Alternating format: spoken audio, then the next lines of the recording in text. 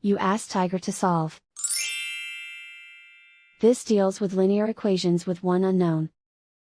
The final result is z equals 2. Let's solve it step by step.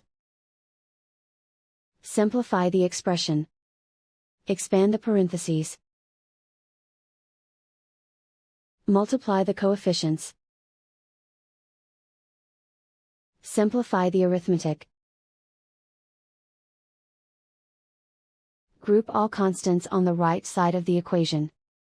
Subtract 4 from both sides. Simplify the arithmetic.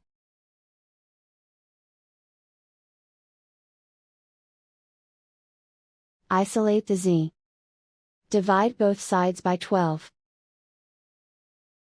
Simplify the fraction. Find the greatest common factor of the numerator and denominator. Factor out and cancel the greatest common factor.